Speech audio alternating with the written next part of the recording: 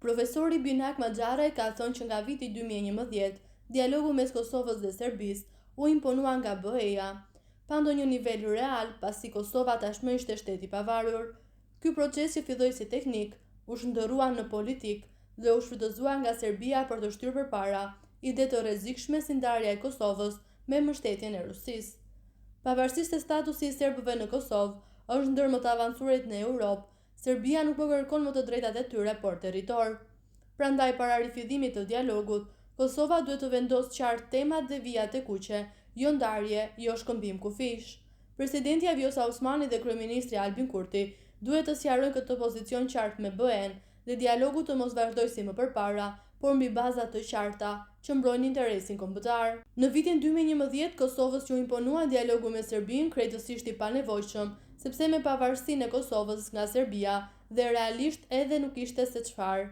Ky dialog u imponua Kosovës nga BE-ja, më shumë për hatër të Serbisë, për t'i sqaruar disa raporte mes vetit, e sidomos ato të pozitës serbe në Kosovë.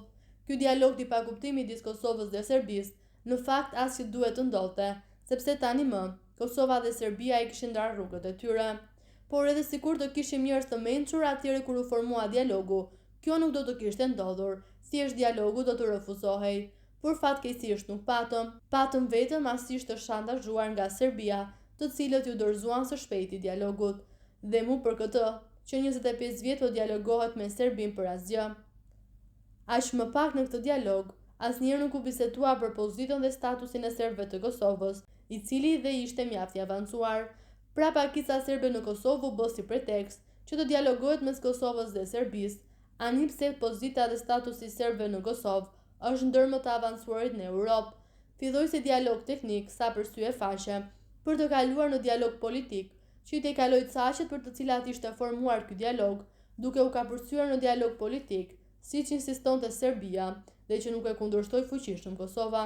Kështu filloi ky dialog shterp dhe vazhdoi për 25 vite të kota, pati vetëm humbje kohe, shtyrje brutale dhe asgjë tjetër, pa kurfar motivi, pa kurfar sensi, derisa u pa fytyra e vërtetë e Serbisë me Vučićin në krye, kur ky dialog me insistimin e tij dhe me pajtimin bizar të Kosovës kaloi në dialog politik. Serbia më nuk po përmend pozitën e statusit të serbëve në Kosovë, po përmend diçka tjetër më të madhe, më të rrezikshme për Kosovën.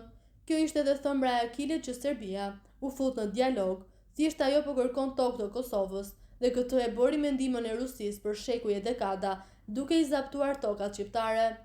Ani pse dialogu i dështuar midis Kosovës dhe Serbisë pas pushtimit gati 1 vjeçar, po kërkohet që të vazhdojë përsëri aty ku ka mbetur, e sakt nuk ka mbetur askund, sepse për këto 25 vite të dialogimit nuk është arritur asgjë. Realisht dialogu me Serbisë dhe Kosovës do duhet të ndërpritej, por kjo është e pamundur, pasi si i tillë ka hyrë në agjendën euroatlantike dhe duhet të përfundojë disi. Këto ditë pas zgjedhjeve në Kosovë, sikur po shtohen zërat për rifillimin e dialogut mes Kosovës dhe Serbisë, por diçka duhet të ndryshohet në qasje. Ky dialog nuk duhet më të shkojë si muça pas daive. Presidenti Vjosa Osmani tha me plot të drejtë se para se të rifillojë dialogu me Serbinë, Kosova duhet më parë të bisedojë me Europën për t'i sqaruar qëllimet e vërteta të këtij dialogu dhe jo të bisedohet në atë dialog për miqdhia apo për borën e parvjetshme.